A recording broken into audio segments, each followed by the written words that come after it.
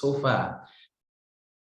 We are particularly impressed by how the community were able to use the leftover material to benefit everyone in the community. In this regard, they all came together and contributed additional cash to add to leftover materials in order to rehabilitate another well in the community to improve access to even more people in the community.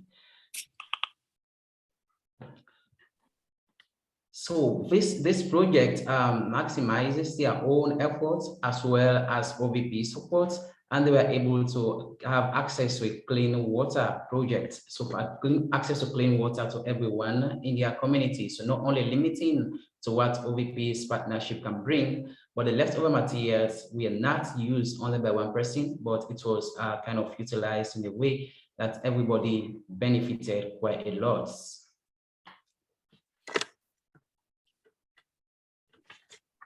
Right. Another one is Masaima. The Masaima project is quite very amazing. We are thrilled to share with you how the community of Masaima demonstrated resilience and commitment to achieving their own goals. They were able through a rocky environment or through this difficult time so far. This community were able to construct 24 latrine structures in a time as difficult as this. This points to the fact that when community members are included in selecting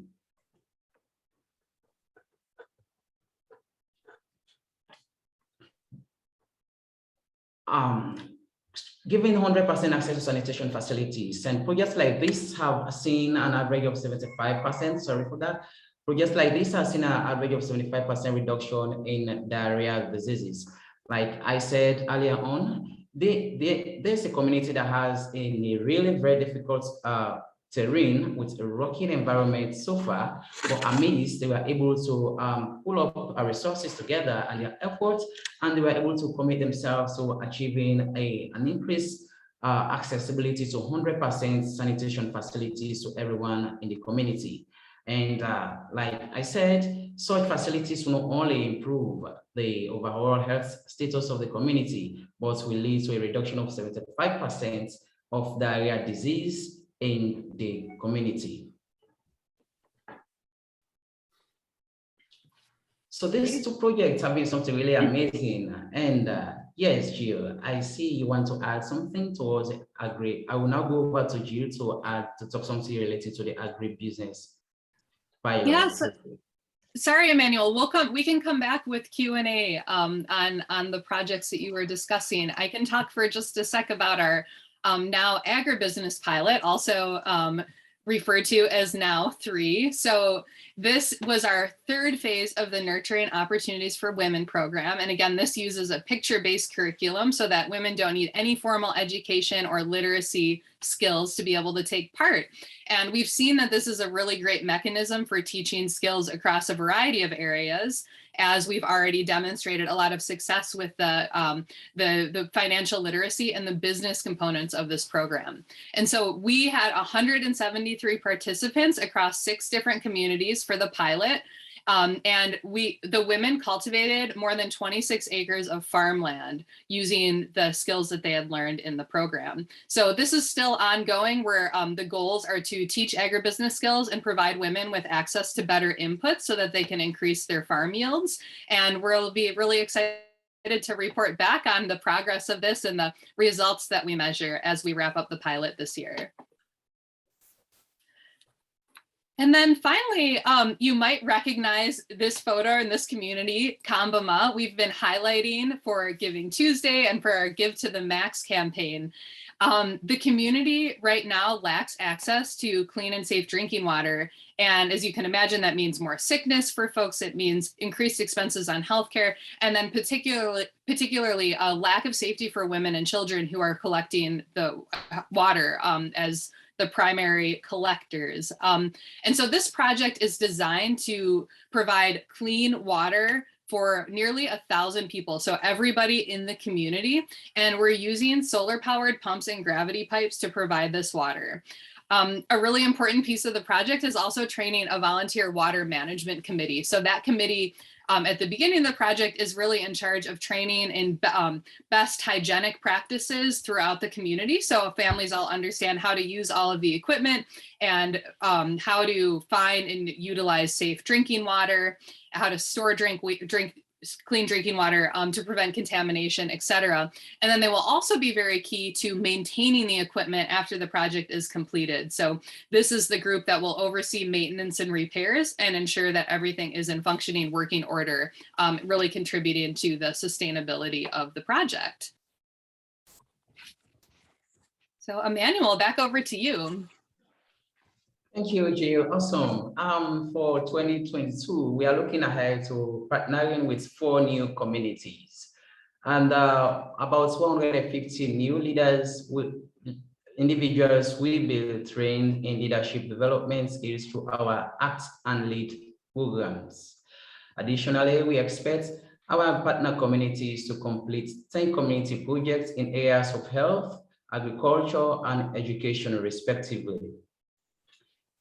In addition to this, we are expecting to double the number of now participants being trained, so a number to 350. These are amazing people who will be trained in financial skills, business, and agriculture. So we are doubling the number of now programs participants. So to say it, of course, more leadership development trainings will be increased and improving our partnership with new communities.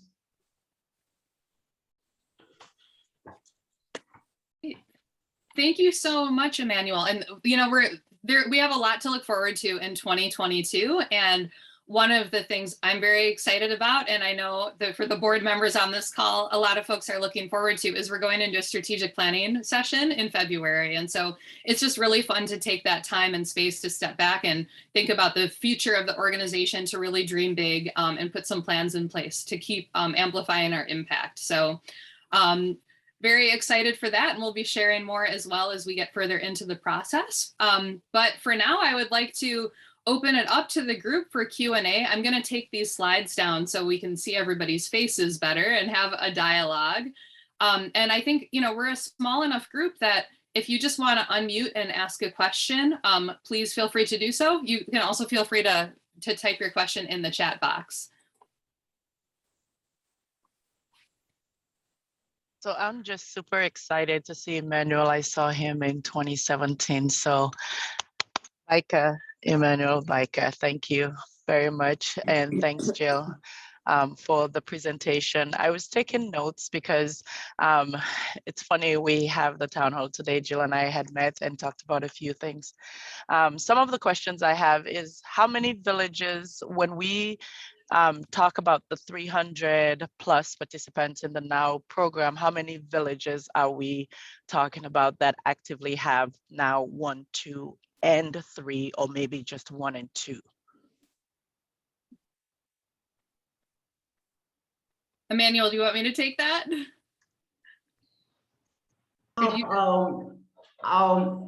It is not actually clear exactly the number of villages, but going further, we're hoping that the NOW program will be expanded into all these 4 new villages we're partnering with, and they are even partnering to communities that we are working on, 3 already from this end. But for the NOW part 1 and 2, supposedly Kate will be more clear on the number of villages that it has working presently.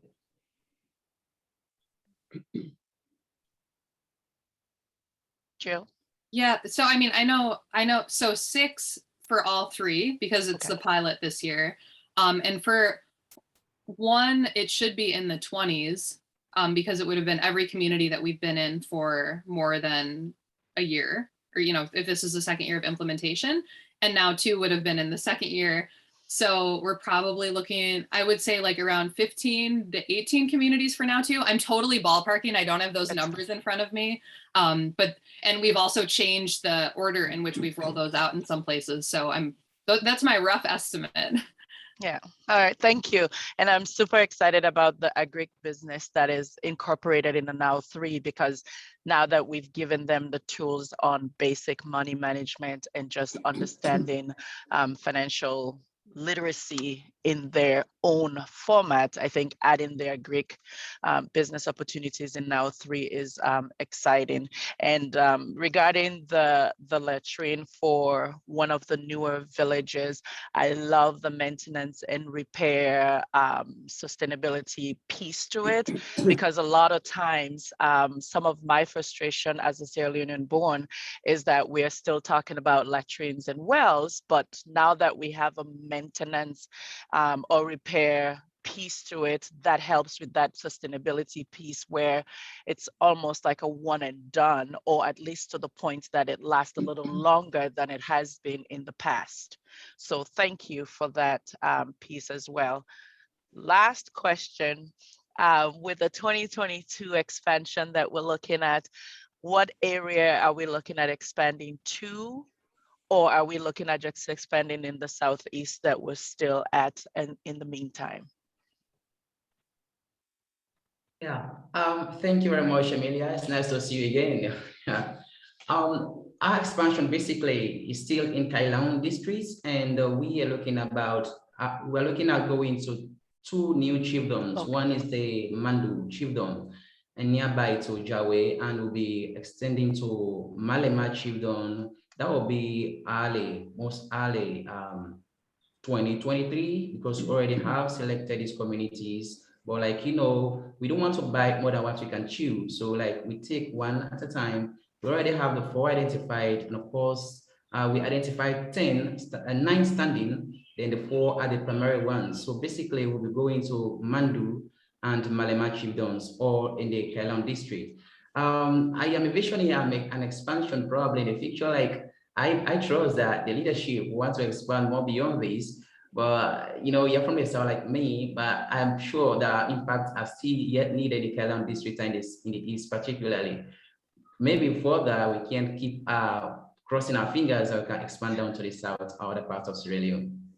Thank you. Well, you got me excited when you were mentioning Banda Juma, but it's a different Banda Juma from my maternal side and a different Pujaun from my mom's side. So thank you again. And well done, Emmanuel. That's it. Awesome. I have a question about the agribusiness skills that the women are learning. Are they learning skills that the men already have, or are they learning skills that will help them do their own special projects? In other words, are the women going to learn to be farmers like the men, or are they learning skills that will help them do products that they will sell? Great question, Carol. Emmanuel, are you able to speak to that? Yeah, basically, thank you, Carol. That's an amazing question. Yes, we show that farming itself doesn't have to be gender centered, right? It doesn't have to be masculine trait. So in that sense, we are equipping our women to have the skills of farming, improve farming to increase their productivity. But we are aware that this is not a mechanized type of farming here in Sierra Leone. So we empowering them with the skills that they'll be able to kind of hire labor to do and to work in their farms. This way, they are as well retaining, right, the seeds being multiplied, as well as maximizing their own skills acquired and relating with others, and with the support of these men, they'll be able to realize, their potentials and of course, reach the impact they wish to create in their community.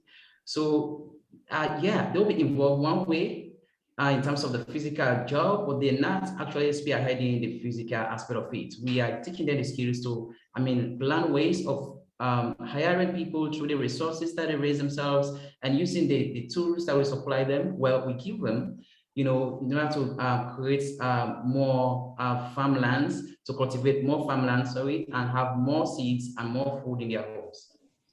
Okay, thank you. Could I ask where the 26 acres comes from? Is there vacant land available for these projects? Yeah, that's amazing. So sure. So like at OneVillage Partners, we believe in collective efforts in creating change. So our now programs are not being done just by the women, but it's a collection of men and women all together in the community. So the leaders out there, yes, are most always willing to give farmlands to these women to do their farming. Because if at the initial stage of even the program, we include all leaders in the community, and with their support, these women have access. We are aware that there are still traditional norms, that are not equally distributing land to women like the men. But the NOW program have actually registered a lot of successes relating to how women are able to access land for their farming activities. Thank you. Welcome, Jacqueline. I'll just chime in here. Thank you, Emmanuel, for all your hard work over there. And I'm one of many OVP supporters. I had a chance to travel over there about 10 years ago with Jeff Hall and about 30 other people. And we stayed, I was in Jokibu, and I know that area quite well. And I'm so glad they gave us a map that we had a chance to see. I've looked at this many times since I've been over there and following OVP's activities, but agriculture and safe water and sanitation are just so important. I have family members and relatives who are farmers in the central United States, and my ancestors farmed under very, very tough, hard conditions 4 or 5 generations ago. And it is just, our country here, we saw that providing treated water for people is just such a blessing in fighting disease and having better sanitation. Certainly in America, going back 100 years ago, things were often not very good in that regard. But it's fascinating to see all the different crops that are grown around the world. And especially in the tropics, it's a different climate than what we have here in the temperate regions. But I'm very thoroughly impressed by the expansion that OVP has done into so many different villages in the last 10 years. We looked at a couple of new prospective villages that were very poor at that time, and a lot of villages over there have benefited greatly from what OVP is doing. So thank you. Welcome. Also, it's good to know that you're always thinking about OneVillage Partners and Sierra Leone. We really appreciate your support to OneVillage Partners. Yeah, thank you.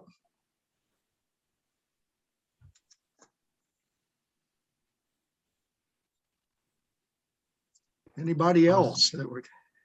So Jacqueline, I just wanted to add a little bit to your question about the 26 acres you were asking about. Yes. The thing about Sierra Leone and our villages is that there are a lot of land, and like Emmanuel mentioned, whenever there is a project, and with OVP's model and just making sure that we are empowering the right people to make sure that the communities are well supported, sometimes and most of the time people will donate their land, and they'll also do it in a bartering type of deal where if a particular crop is for a certain season, I will loan you my land for a certain time to use for whatever crop you might be doing, and then vice versa. Or like a lot of the people on that side are farmers, so most of the time there is a lot of area to use, and it's very accessible to them. That's wonderful. Thank you. Thank you. Amelia. Any other questions? I guess I'll just ask, is your office in Daru working well for you? And that seems to be a good centrally located point for all the different villages that you're servicing over there. So are you based in Daru, Emmanuel? Yes, thanks for asking that, Frank. Yes, I am based in Daru, and it's just about an hour or more drive from our usual office, but this office is more strategically located. So the team here can attend meetings in Kailam Town quite very easily, or Kenema. Yeah, so the organization thought it really fit to have this strategic points for our office. It's a cool environment. Someday you may love being here in case you have a visit in future. Right. That's right. And the only challenge for us is the climate there is very hot compared to what we're used to in the more temperate regions of the United States. But I love the beauty of the ecosystems over there. It's such a beautiful country and very fascinating to see how they cultivate rice and palm trees and cocoa and many other crops. It was fascinating to see all the different crops that are growing over there. Yeah. So I love the country. It's a very beautiful land. Yeah. Thank you, Frank. Yeah, so like the cocoa is particularly more popular in the east, where OVP works from. Going down to the south, more of like rice farming and other crops. Yeah, it's an amazing country, like you said, with 2 seasons. We can have sun and rains in one of the 2s. Right. That's right. Yep. So. I Well, was just gonna say, Manuel, this would be a good time to visit Minnesota. Get another third weather in your system. Right. That's I feel I want to get ready. that's cruel. Right. Hi, Miss Carol. Hi, it's great to see you again. Jill and Pete, when the board meets in February to do their strategic plan, what are some of the issues that you'll be talking about? You know, Carol, great question. Less about issues and more about dreaming big. Yes, right. So, you know, we'll have the feedback from the villages and that can help guide the conversation, but then spending time dreaming about where we'd like to see the organization 3 to 5 years from now. How can we really take the positive impact we have to a whole new level? So what does that mean? What kinds of things do we want to be focusing on? So less about, you know, focusing on certain things and more about dreaming a little bit. That sounds very exciting. Yeah, I always look Good for forward to you. this. Good for you. we'll miss you there, Carol. I'll be thinking about you. That's great. And OVP has really grown substantially in say the last 10 years or more. And how much would you say that you have grown just in terms of a multiplication factor in say 10 years in terms of the number of villages that you're involved in helping? Can you give it, and maybe what's your overall budget these days as far as where you're at currently? Yeah, so we 10 years ago, we're working in 3 communities, and now we're actively in 24, I think is Wow. the right number. So pretty, Right. yeah, pretty good multiplication. And our budget this year we'll land around $1 million. Great. Super. Yep. Great. Well, thank you everybody so much for joining. It's been really fun to see all of you. I will make a plug again that it is Giving Tuesday. So please click on the link in the chat if you would like to donate. Please share it with your friends and family and on social media. We will continue raising money for Kanvama in this campaign. But it's just been really, really fun to see all of you. Thank you for the fantastic questions and for taking time out of your day to hear these updates. And Emmanuel, thank you so much for co-presenting. You've been just amazing. So we're gonna tap you again. Great job, Thank you. Emmanuel. Thank you. Thank you, Thank you, Emmanuel. everyone. Great job. All right. Take Thank care, you, everybody. Emmanuel. See Bye. you. Thank you, everybody. Thanks so much. Thank you.